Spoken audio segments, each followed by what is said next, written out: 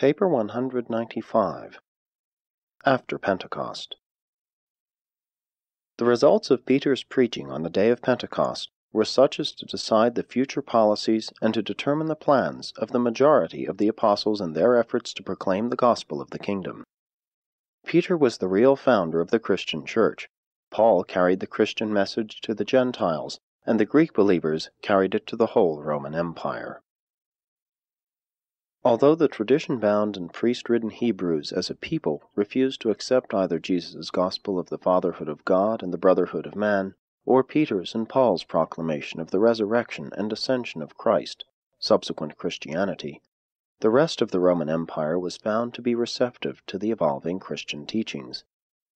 Western civilization was at this time intellectual, war-weary, and thoroughly skeptical of all existing religions and universe philosophies. The peoples of the Western world, the beneficiaries of Greek culture, had a revered tradition of a great past. They could contemplate the inheritance of great accomplishments in philosophy, art, literature, and political progress. But with all these achievements, they had no soul-satisfying religion. Their spiritual longings remained unsatisfied. Upon such a stage of human society, the teachings of Jesus, embraced in the Christian message, were suddenly thrust. A new order of living was thus presented to the hungry hearts of these Western peoples. This situation meant immediate conflict between the older religious practices and the new Christianized version of Jesus' message to the world. Such a conflict must result in either decided victory for the new or for the old, or in some degree of compromise. History shows that the struggle ended in compromise. Christianity presumed to embrace too much for any one people to assimilate in 1 or 2 generations. It was not a simple spiritual appeal, such as Jesus had presented to the souls of men.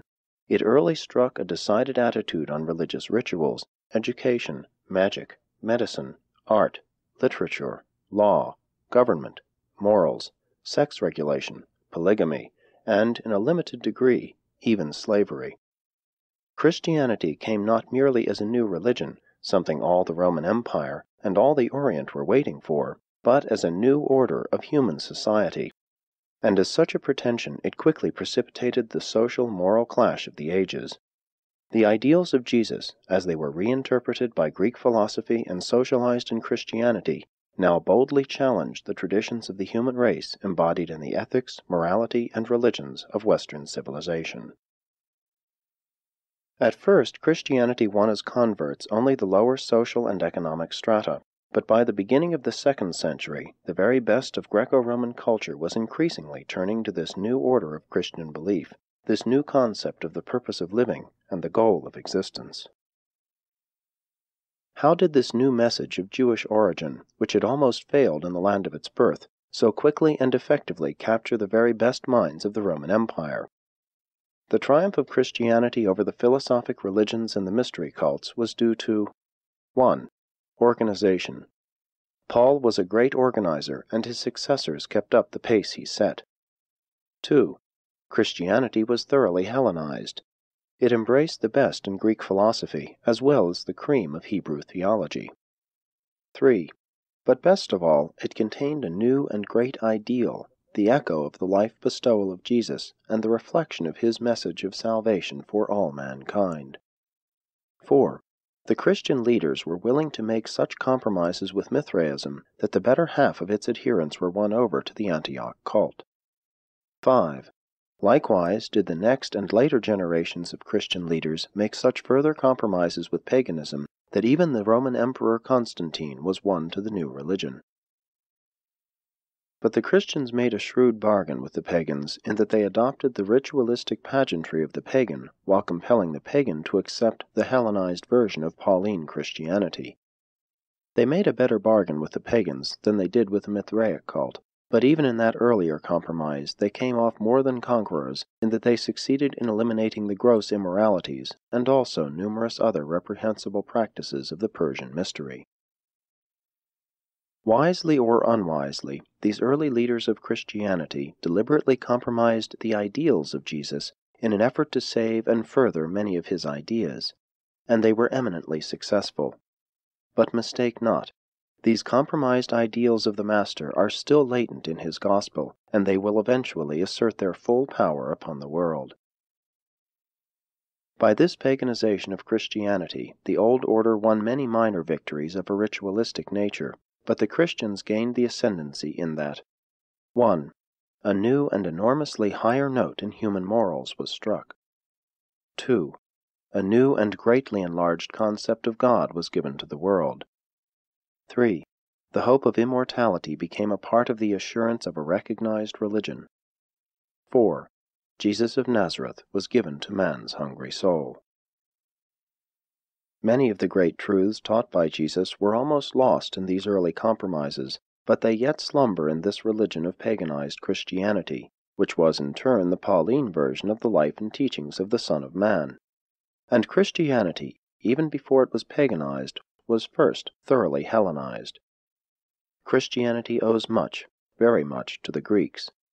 It was a Greek from Egypt who so bravely stood up at Nicaea and so fearlessly challenged this assembly that it dared not so obscure the concept of the nature of Jesus that the real truth of his bestowal might have been in danger of being lost to the world. This Greek's name was Athanasius, and but for the eloquence and logic of this believer, the persuasions of Arius would have triumphed. 1. Influence of the Greeks. The Hellenization of Christianity started in earnest on that eventful day when the Apostle Paul stood before the Council of the Areopagus in Athens and told the Athenians about the unknown God. There, under the shadow of the Acropolis, this Roman citizen proclaimed to these Greeks his version of the new religion which had taken origin in the Jewish land of Galilee.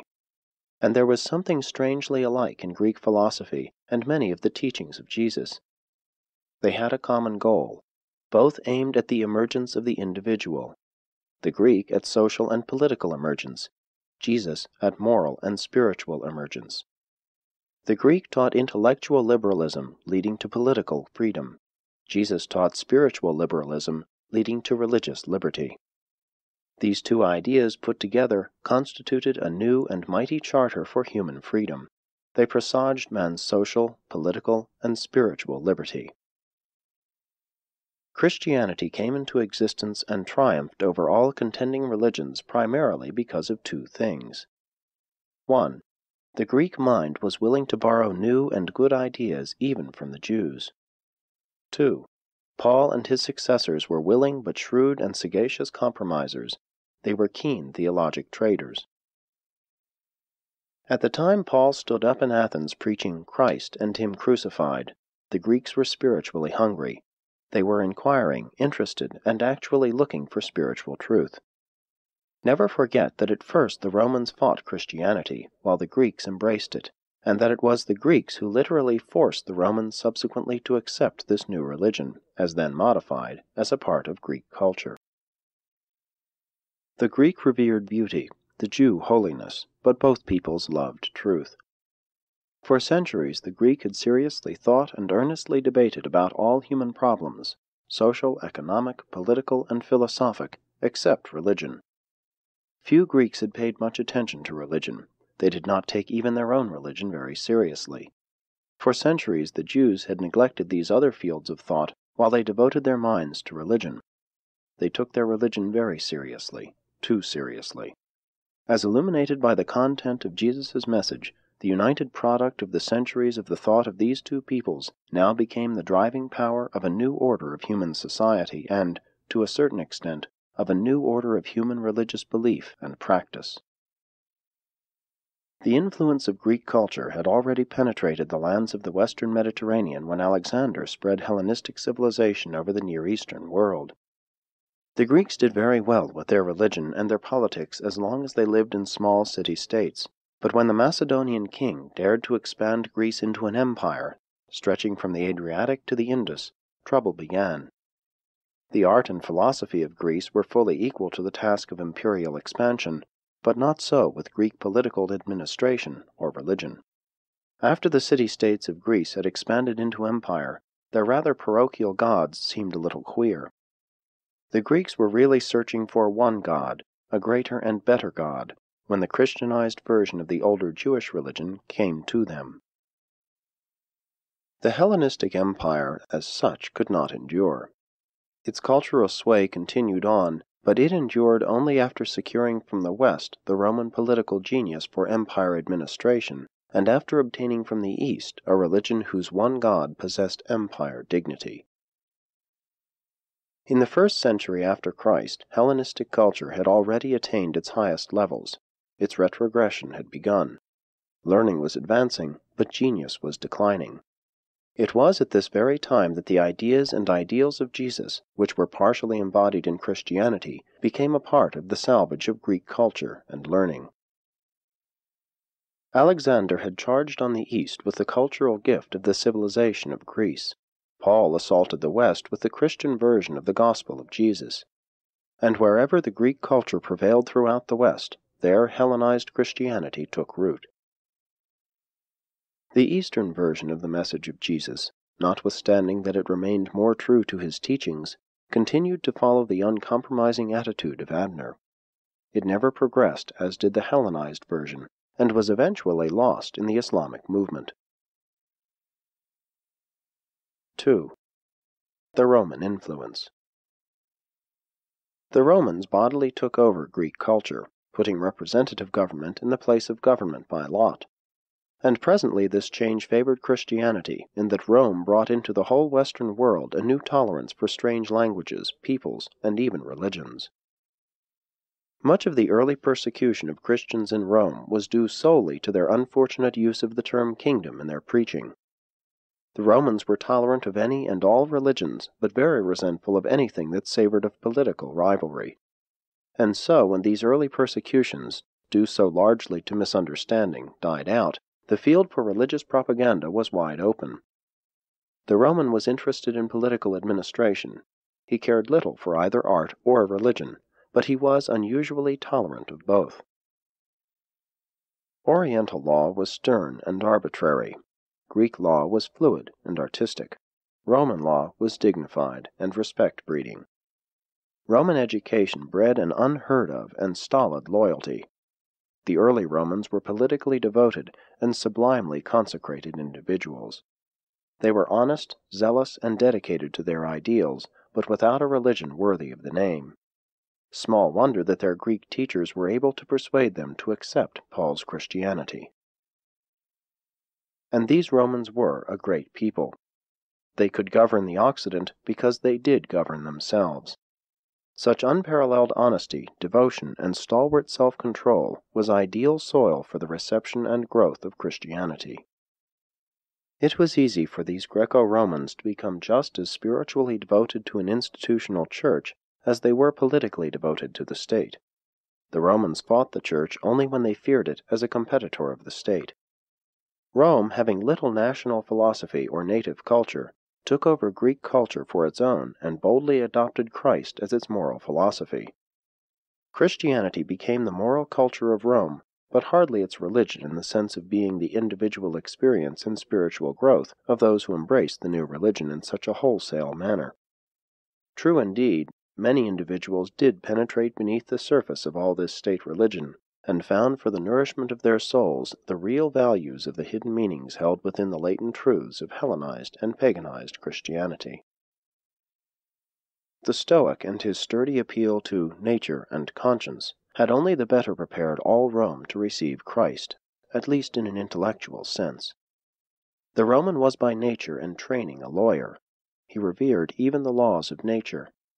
And now, in Christianity, he discerned in the laws of nature the laws of God. A people that could produce Cicero and Virgil were ripe for Paul's Hellenized Christianity. And so did these Romanized Greeks force both Jews and Christians to philosophize their religion, to coordinate its ideas and systematize its ideals, to adapt religious practices to the existing current of life. And all this was enormously helped by the translation of the Hebrew Scriptures into Greek, and by the later recording of the New Testament in the Greek tongue. The Greeks, in contrast with the Jews and many other peoples, had long provisionally believed in immortality, some sort of survival after death, and since this was the very heart of Jesus' teaching, it was certain that Christianity would make a strong appeal to them. A succession of Greek cultural and Roman political victories had consolidated the Mediterranean lands into one empire, with one language and one culture, and had made the Western world ready for one God. Judaism provided this God, but Judaism was not acceptable as a religion to these Romanized Greeks. Philo helped some to mitigate their objections, but Christianity revealed to them an even better concept of one God, and they embraced it readily. 3. Under the Roman Empire. After the consolidation of Roman political rule and after the dissemination of Christianity, the Christians found themselves with one God, a great religious concept, but without empire. The Greco-Romans found themselves with a great empire, but without a God to serve as the suitable religious concept for empire worship and spiritual unification. The Christians accepted the empire adopted Christianity. The Roman provided a unity of political rule, the Greek a unity of culture and learning, Christianity a unity of religious thought and practice. Rome overcame the tradition of nationalism by imperial universalism, and for the first time in history made it possible for different races and nations, at least nominally, to accept one religion. Christianity came into favor in Rome at a time when there was great contention between the vigorous teachings of the Stoics and the salvation promises of the mystery cults. Christianity came with refreshing comfort and liberating power to a spiritually hungry people whose language had no word for unselfishness. That which gave greatest power to Christianity was the way its believers lived lives of service, and even the way they died for their faith during the earlier times of drastic persecution.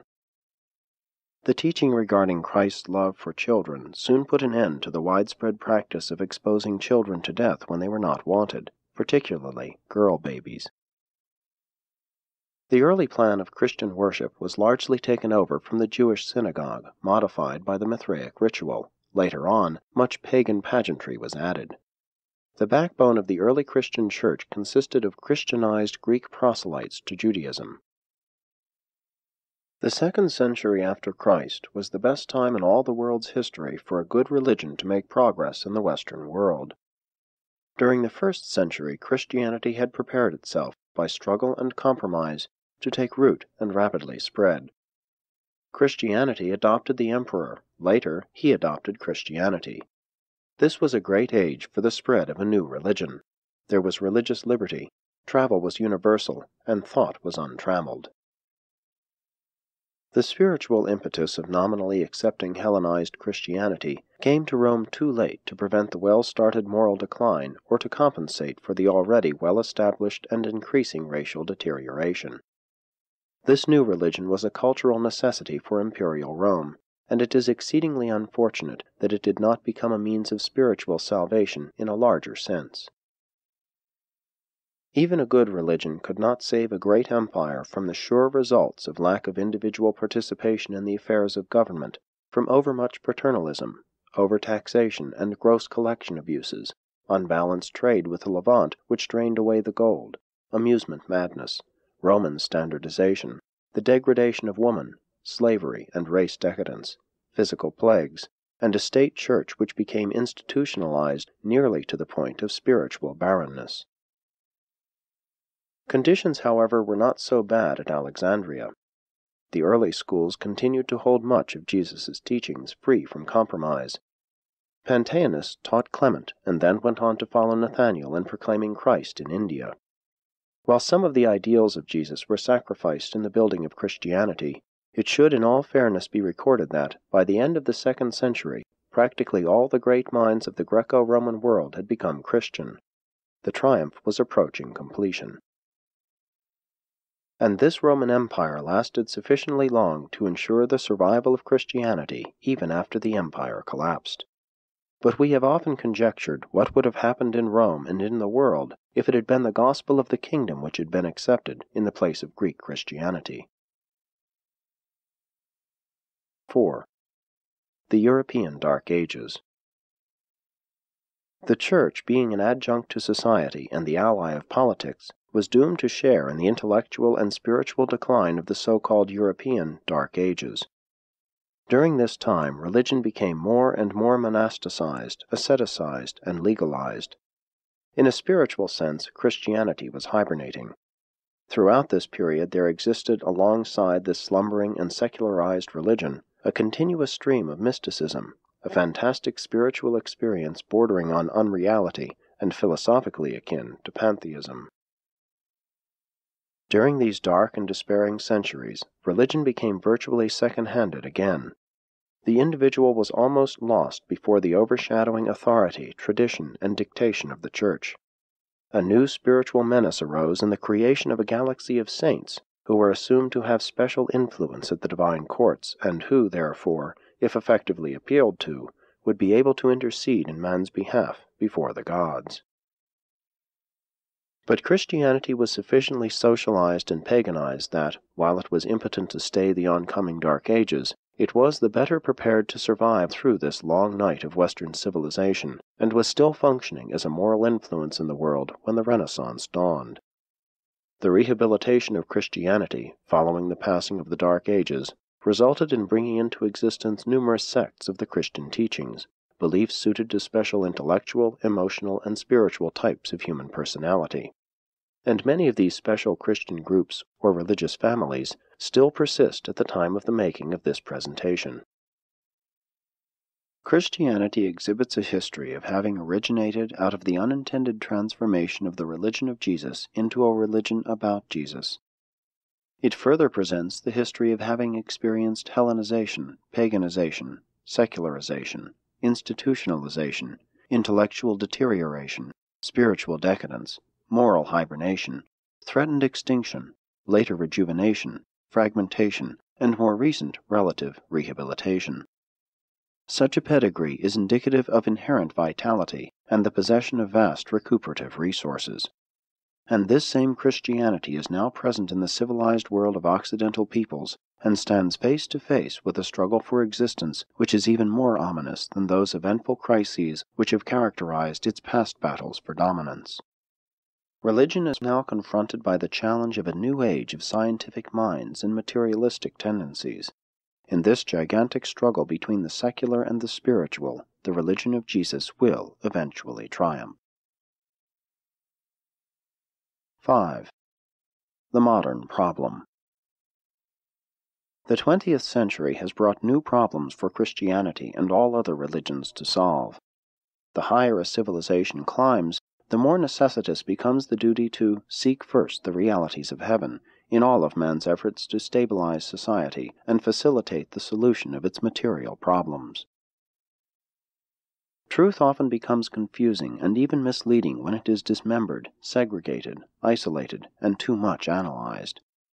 Living truth teaches the truth seeker aright only when it is embraced in wholeness and as a living spiritual reality, not as a fact of material science or an inspiration of intervening art.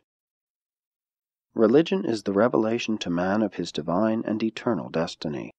Religion is a purely personal and spiritual experience, and must forever be distinguished from man's other high forms of thought, such as 1. Man's logical attitude toward the things of material reality. 2. Man's aesthetic appreciation of beauty contrasted with ugliness. 3.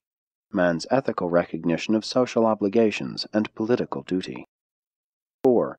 Even man's sense of human morality is not, in and of itself, religious. Religion is designed to find those values in the universe which call forth faith, trust, and assurance. Religion culminates in worship. Religion discovers for the soul those supreme values which are in contrast with the relative values discovered by the mind. Such superhuman insight can be had only through genuine religious experience. A lasting social system without a morality predicated on spiritual realities can no more be maintained than could the solar system without gravity. Do not try to satisfy the curiosity or gratify all the latent adventures surging within the soul in one short life in the flesh. Be patient. Be not tempted to indulge in a lawless plunge into cheap and sordid adventure.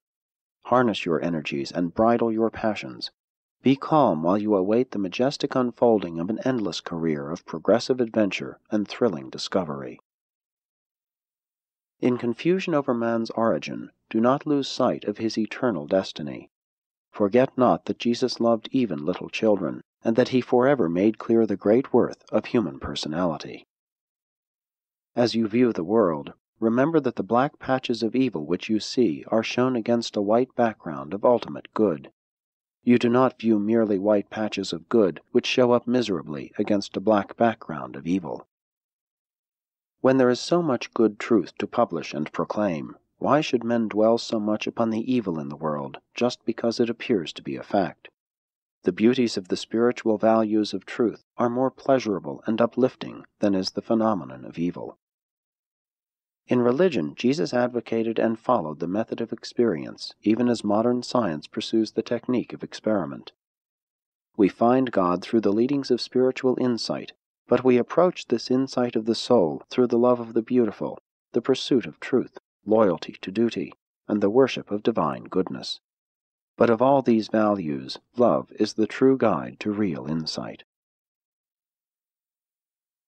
6. Materialism. Scientists have unintentionally precipitated mankind into a materialistic panic. They have started an unthinking run on the moral bank of the ages. But this bank of human experience has vast spiritual resources. It can stand the demands being made upon it. Only unthinking men become panicky about the spiritual assets of the human race. When the materialistic secular panic is over, the religion of Jesus will not be found bankrupt. The spiritual bank of the kingdom of heaven will be paying out faith, hope, and moral security to all who draw upon it in his name. No matter what the apparent conflict between materialism and the teachings of Jesus may be, you can rest assured that, in the ages to come, the teachings of the Master will fully triumph. In reality, true religion cannot become involved in any controversy with science. It is in no way concerned with material things. Religion is simply indifferent to, but sympathetic with, science, while it supremely concerns itself with the scientist. The pursuit of mere knowledge, without the attendant interpretation of wisdom and the spiritual insight of religious experience, eventually leads to pessimism and human despair. A little knowledge is truly disconcerting. At the time of this writing, the worst of the materialistic age is over. The day of a better understanding is already beginning to dawn. The higher minds of the scientific world are no longer wholly materialistic in their philosophy, but the rank and file of the people still lean in that direction as a result of former teachings. But this age of physical realism is only a passing episode in man's life on earth. Modern science has left true religion, the teachings of Jesus as translated in the lives of his believers, untouched. All science has done is to destroy the childlike illusions of the misinterpretations of life. Science is a quantitative experience, religion a qualitative experience, as regards man's life on earth. Science deals with phenomena, religion with origins, values, and goals. To assign causes as an explanation of physical phenomena is to confess ignorance of ultimates, and, in the end, only leads the scientist straight back to the first great cause, the universal Father of Paradise. The violent swing from an age of miracles to an age of machines has proved altogether upsetting to man. The cleverness and dexterity of the false philosophies of mechanism belie their very mechanistic contentions. The fatalistic agility of the mind of a materialist forever disproves his assertions that the universe is a blind and purposeless energy phenomenon. The mechanistic naturalism of some supposedly educated men and the thoughtless secularism of the man in the street are both exclusively concerned with things. They are barren of all real values, sanctions, and satisfactions of a spiritual nature, as well as being devoid of faith, hope, and eternal assurances. One of the great troubles with modern life is that man thinks he is too busy to find time for spiritual meditation and religious devotion. Materialism reduces man to a soulless automaton and constitutes him merely an arithmetical symbol finding a helpless place in the mathematical formula of an unromantic and mechanistic universe. But whence comes all this vast universe of mathematics without a master mathematician? Science may expatiate on the conservation of matter, But religion validates the conservation of men's souls. It concerns their experience with spiritual realities and eternal values. The materialistic sociologist of today surveys a community, makes a report thereon, and leaves the people as he found them. 1900 years ago, unlearned Galileans surveyed Jesus giving his life as a spiritual contribution to man's inner experience, and then went out and turned the whole Roman Empire upside down. But religious leaders are making a great mistake when they try to call modern man to spiritual battle with the trumpet blasts of the Middle Ages. Religion must provide itself with new and up-to-date slogans. Neither democracy nor any other political panacea will take the place of spiritual progress. False religions may represent an evasion of reality, but Jesus in his gospel introduced mortal man to the very entrance upon an eternal reality of spiritual progression. To say that mind emerged from matter explains nothing. If the universe were merely a mechanism and mind were unapart from matter, we would never have two differing interpretations of any observed phenomenon. The concepts of truth, beauty, and goodness are not inherent in either physics or chemistry. A machine cannot know, much less know truth, hunger for righteousness, and cherish goodness. Science may be physical, but the mind of the truth-discerning scientist is at once supermaterial. Matter knows not truth, neither can it love mercy nor delight in spiritual realities. Moral convictions based on spiritual enlightenment and rooted in human experience are just as real and certain as mathematical deductions based on physical observations, but on another and higher level. If men were only machines, they would react more or less uniformly to a material universe. Individuality, much less personality, would be non-existent.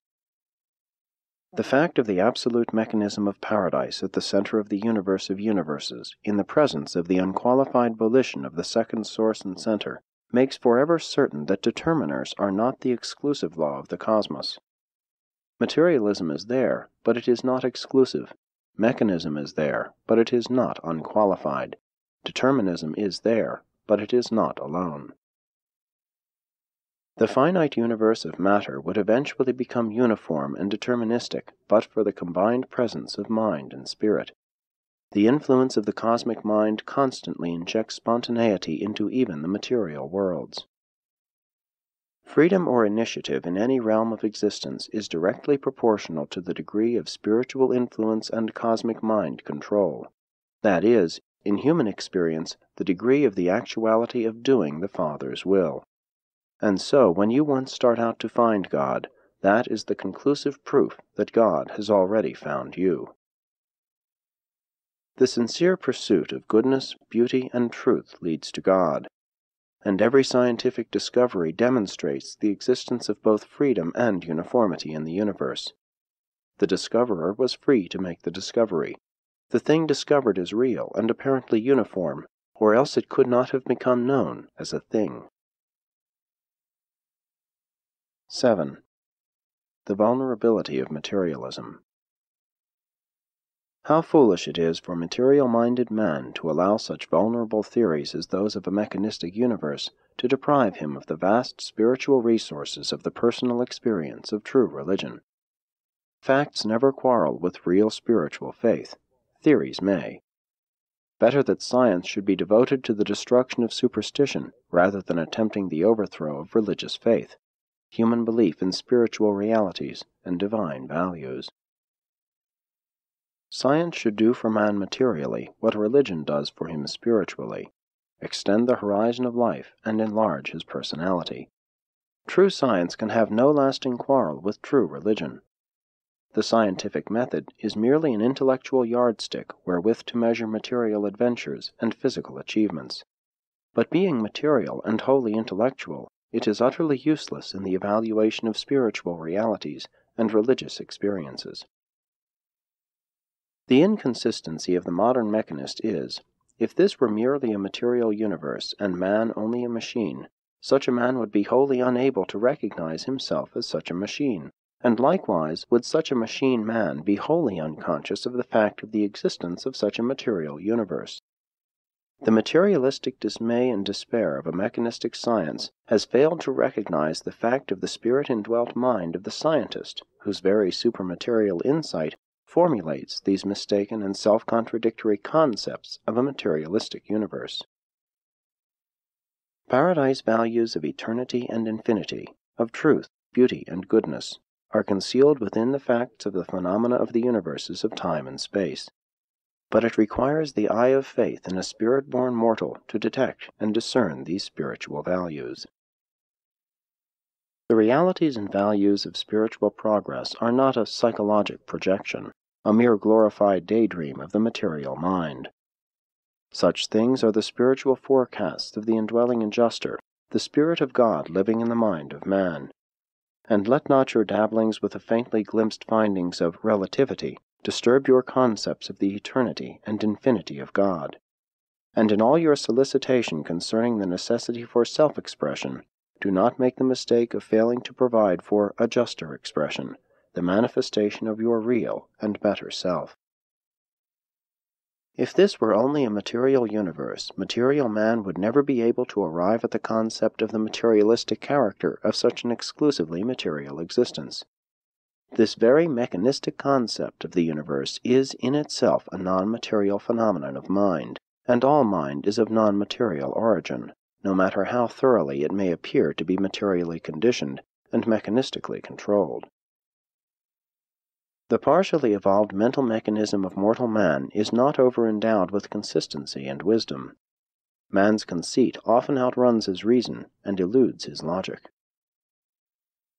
The very pessimism of the most pessimistic materialist is, in and of itself, sufficient proof that the universe of the pessimist is not wholly material.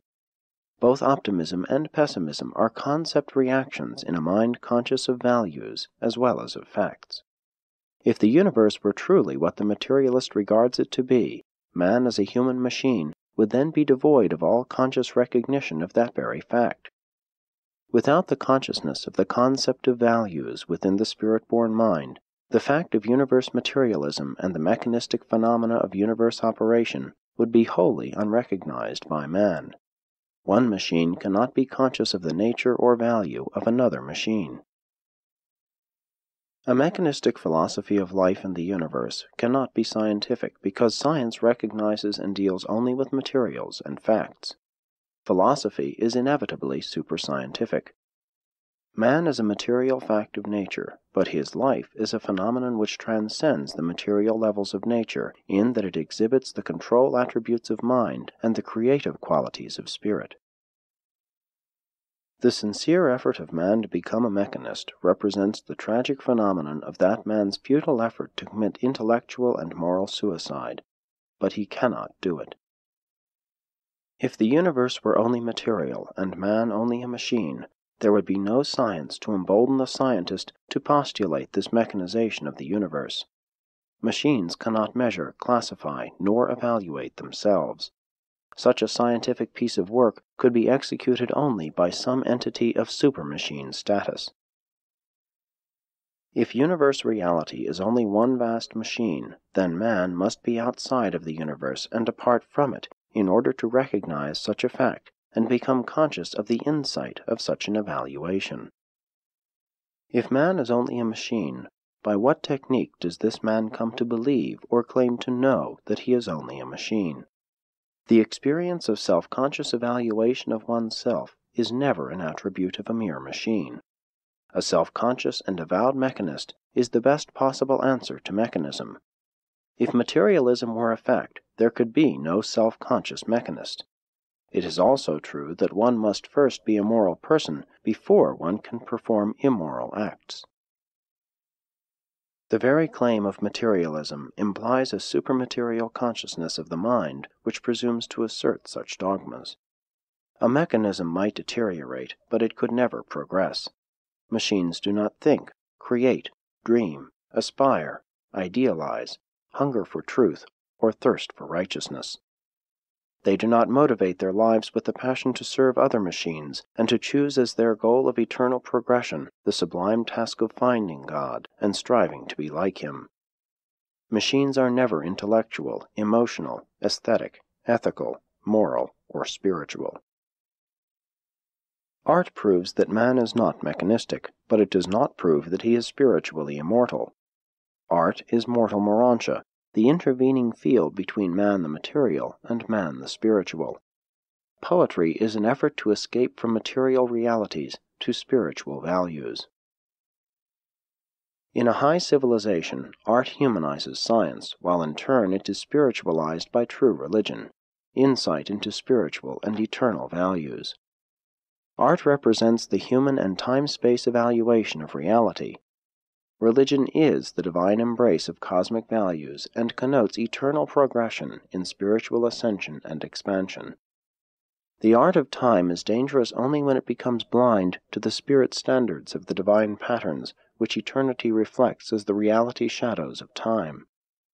True art is the effective manipulation of the material things of life. Religion is the ennobling transformation of the material facts of life, and it never ceases in its spiritual evaluation of art. How foolish to presume that an automaton could conceive a philosophy of automatism, and how ridiculous that it should presume to form such a concept of other and fellow automatons.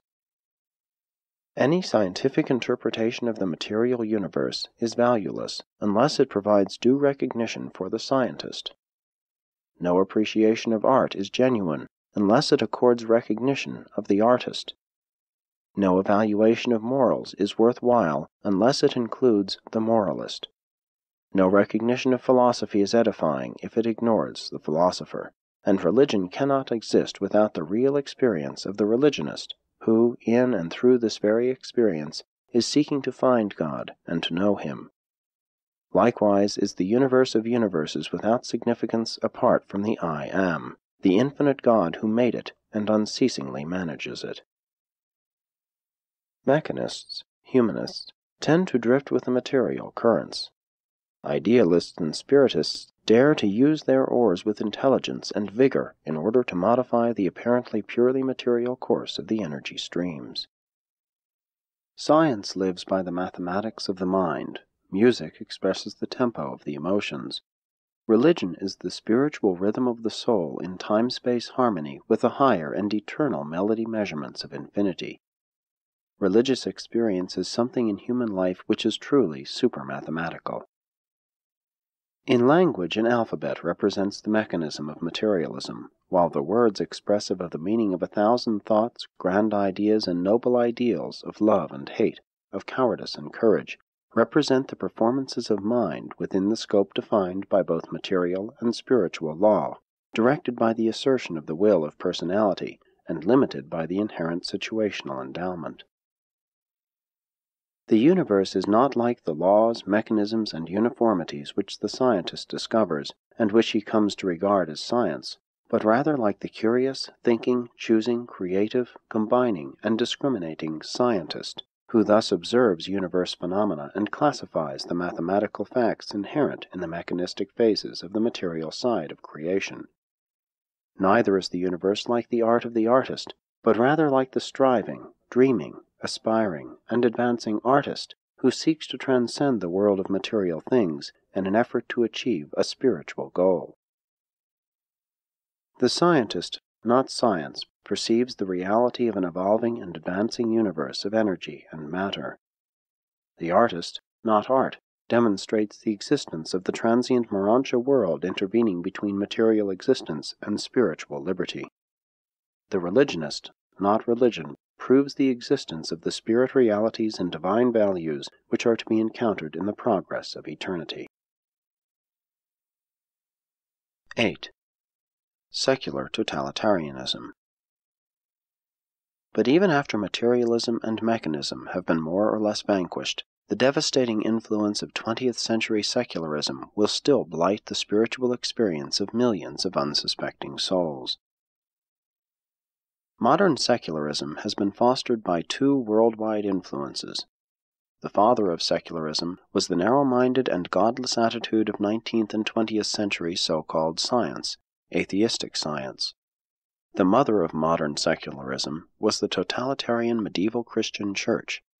Secularism had its inception as a rising protest against the almost complete domination of Western civilization by the institutionalized Christian Church.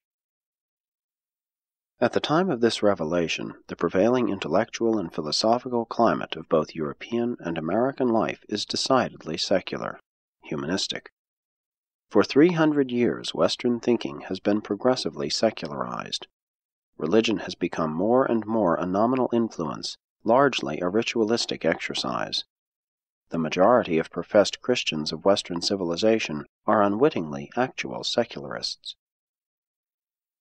It required a great power, a mighty influence, to free the thinking and living of the Western peoples from the withering grasp of a totalitarian ecclesiastical domination.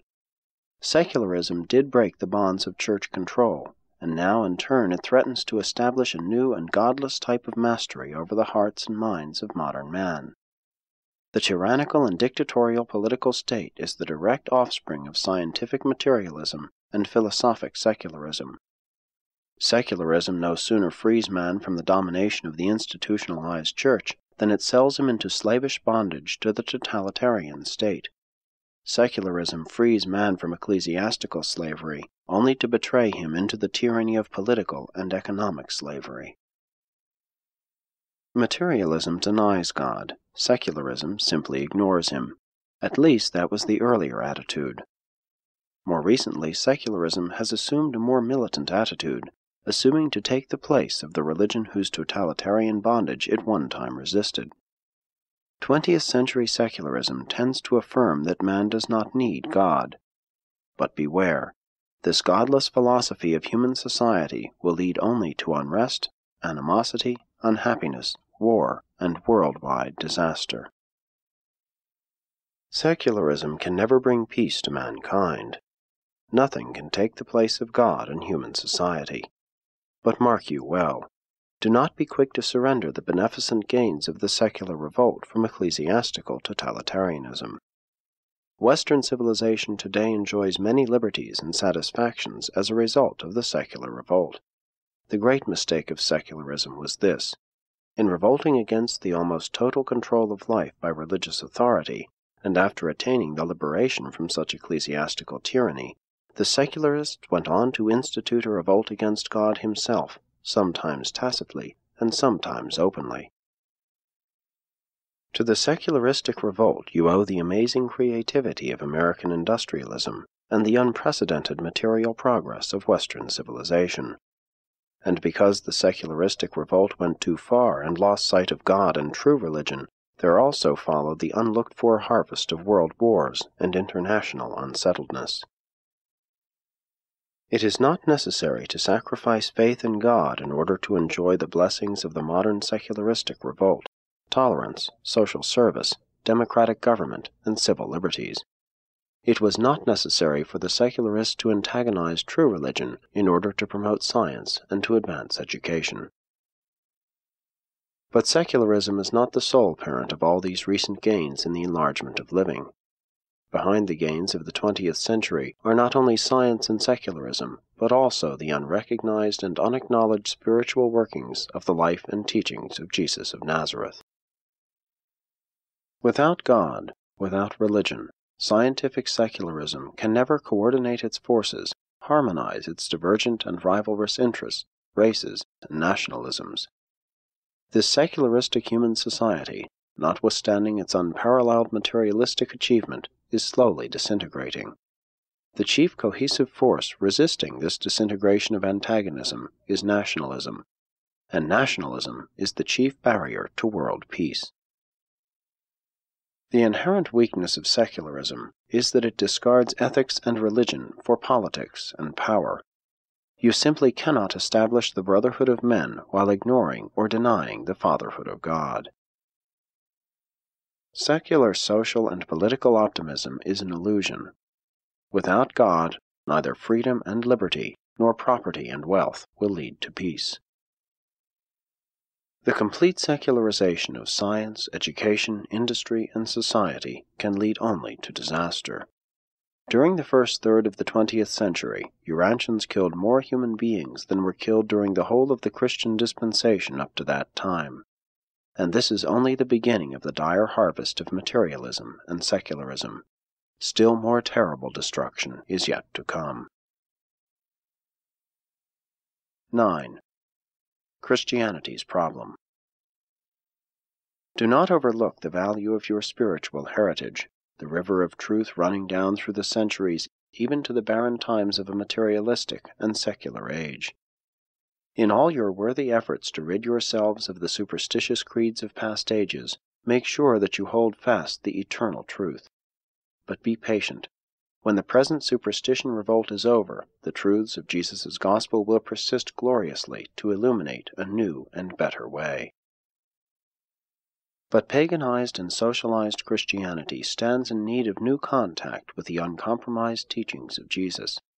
It languishes for lack of a new vision of the Master's life on earth. A new and fuller revelation of the religion of Jesus is destined to conquer an empire of materialistic secularism and to overthrow a world sway of mechanistic naturalism. Urantia is now quivering on the very brink of one of its most amazing and enthralling epics of social readjustment, moral quickening, and spiritual enlightenment. The teachings of Jesus, even though greatly modified, survived the mystery cults of their birth-time, the ignorance and superstition of the Dark Ages, and are even now slowly triumphing over the materialism, mechanism, and secularism of the 20th century. And such times of great testing and threatened defeat are always times of great revelation. Religion does need new leaders, spiritual men and women who will dare to depend solely on Jesus and his incomparable teachings. If Christianity persists in neglecting its spiritual mission while it continues to busy itself with social and material problems, the spiritual renaissance must await the coming of these new teachers of Jesus' religion, who will be exclusively devoted to the spiritual regeneration of men. And then will these spirit-born souls quickly supply the leadership and inspiration requisite for the social, moral, economic, and political reorganization of the world.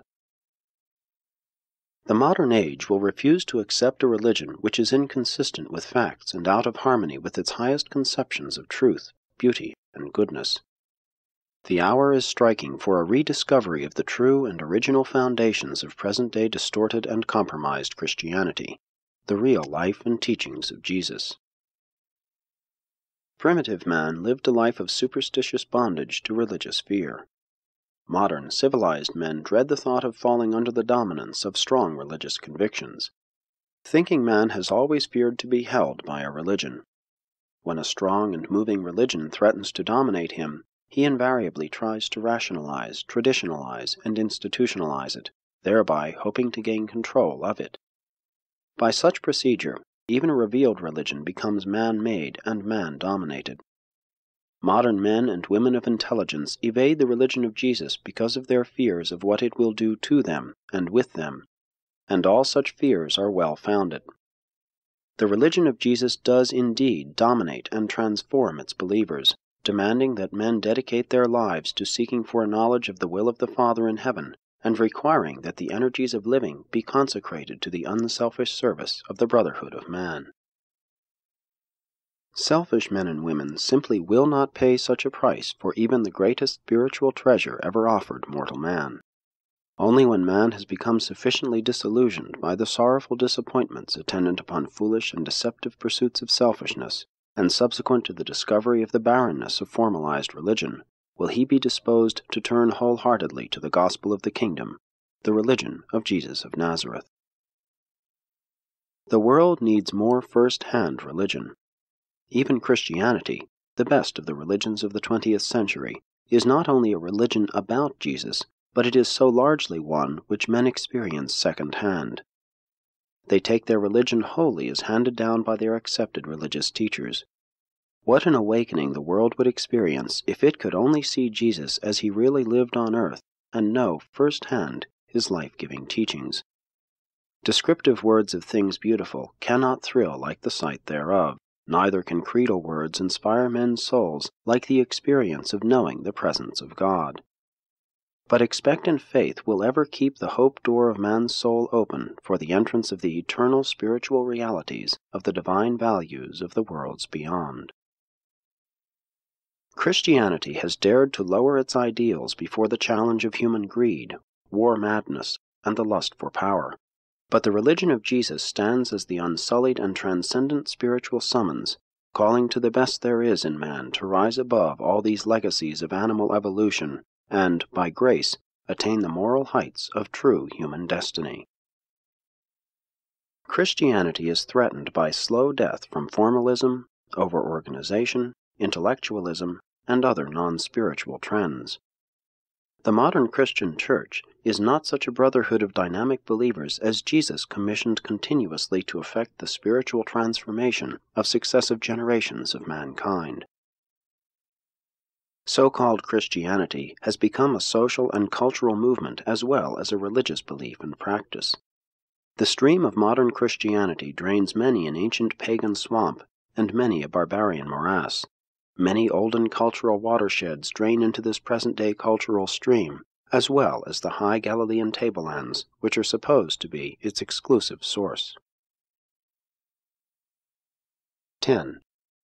The future. Christianity has indeed done a great service for this world, but what is now most needed is Jesus. The world needs to see Jesus living again on earth in the experience of spirit-born mortals who effectively reveal the Master to all men. It is futile to talk about a revival of primitive Christianity. You must go forward from where you find yourselves. Modern culture must become spiritually baptized with a new revelation of Jesus' life and illuminated with a new understanding of his gospel of eternal salvation. And when Jesus becomes thus lifted up, he will draw all men to himself. Jesus' disciples should be more than conquerors, even overflowing sources of inspiration and enhanced living to all men. Religion is only an exalted humanism until it is made divine by the discovery of the reality of the presence of God in personal experience. The beauty and sublimity, the humanity and divinity, the simplicity and uniqueness of Jesus' life on earth present such a striking and appealing picture of man-saving and God-revealing that the theologians and philosophers of all time should be effectively restrained from daring to form creeds or create theological systems of spiritual bondage out of such a transcendental bestowal of God in the form of man. In Jesus, the universe produced a mortal man in whom the spirit of love triumphed over the material handicaps of time and overcame the fact of physical origin. Ever bear in mind, God and men need each other. They are mutually necessary to the full and final attainment of eternal personality experience in the divine destiny of universe finality.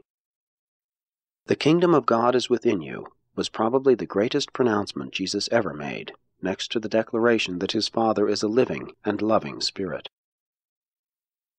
In winning souls for the Master, it is not the first mile of compulsion, duty, or convention that will transform man and his world, but rather the second mile of free service and liberty-loving devotion that betokens the Jesusonian reaching forth to grasp his brother in love and sweep him on under spiritual guidance toward the higher and divine goal of mortal existence.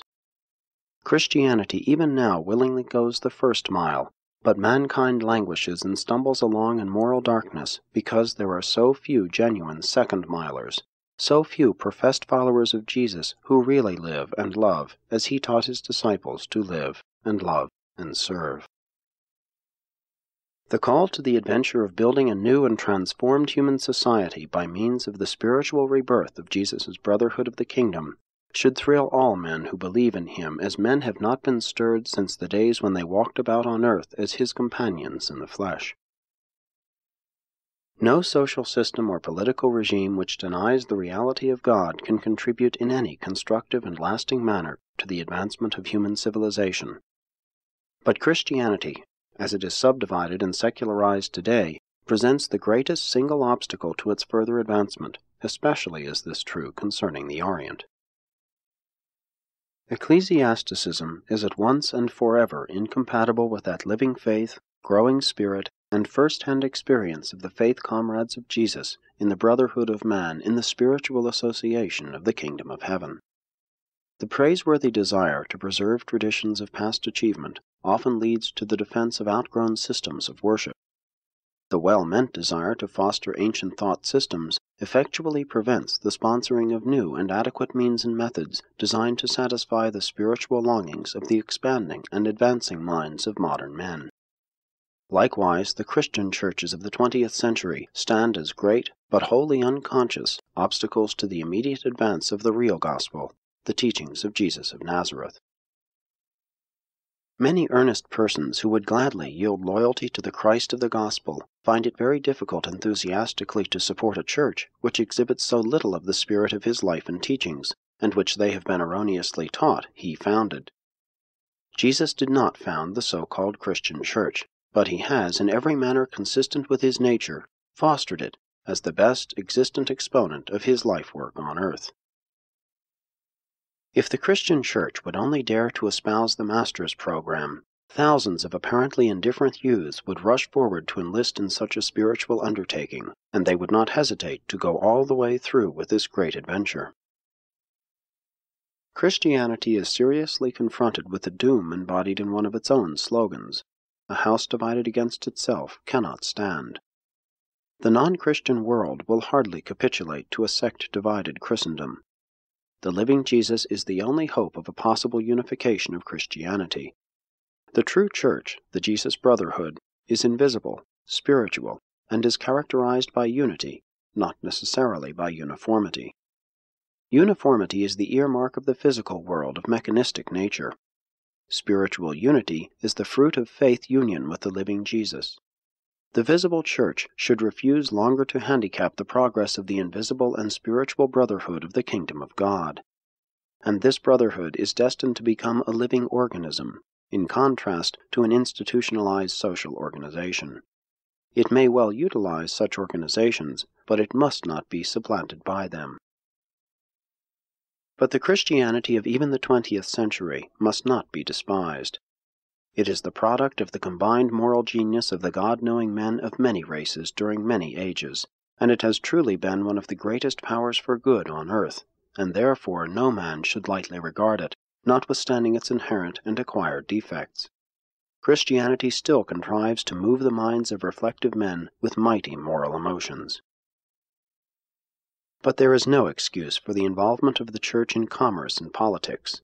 Such unholy alliances are a flagrant betrayal of the Master, and the genuine lovers of truth will be slow to forget that this powerful institutionalized church has often dared to smother newborn faith and persecute truth-bearers who chance to appear in unorthodox raiment. It is all too true that such a church would not have survived unless there had been men in the world who preferred such a style of worship. Many spiritually indolent souls crave an ancient and authoritative religion of ritual and sacred traditions. Human evolution and spiritual progress are hardly sufficient to enable all men to dispense with religious authority. And the invisible brotherhood of the kingdom may well include these family groups of various social and temperamental classes if they are only willing to become truly spirit-led sons of God.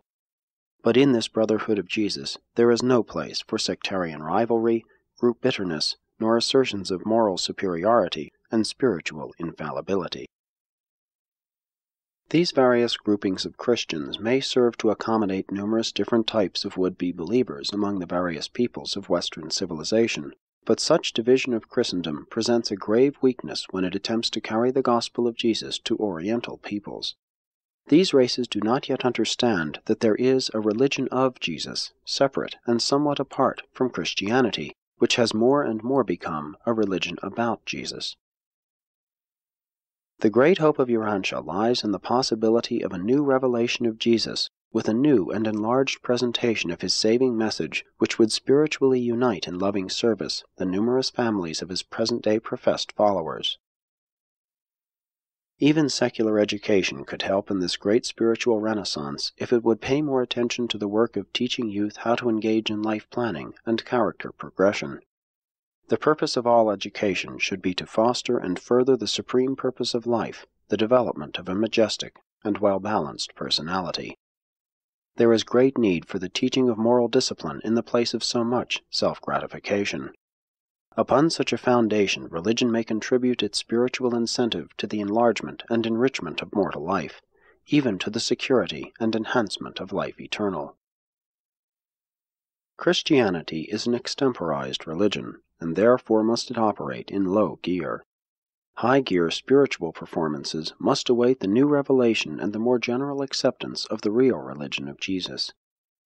But Christianity is a mighty religion, seeing that the commonplace disciples of a crucified carpenter set in motion those teachings which conquered the Roman world in 300 years, and then went on to triumph over the barbarians who overthrew Rome. This same Christianity conquered, absorbed, and exalted the whole stream of Hebrew theology and Greek philosophy. And then, when this Christian religion became comatose for more than 1,000 years as a result of an overdose of mysteries and paganism, it resurrected itself and virtually reconquered the whole Western world. Christianity contains enough of Jesus' teachings to immortalize it. If Christianity could only grasp more of Jesus' teachings, it could do so much more in helping modern man to solve his new and increasingly complex problems.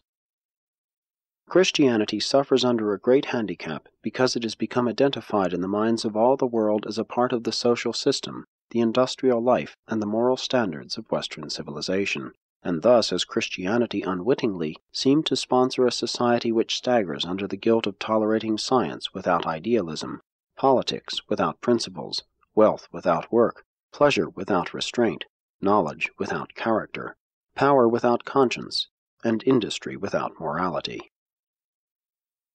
The hope of modern Christianity is that it should cease to sponsor the social systems and industrial policies of Western civilization, while it humbly bows itself before the cross it so valiantly extols, there to learn anew from Jesus of Nazareth the greatest truths mortal man can ever hear, the living gospel of the fatherhood of God and the brotherhood of man.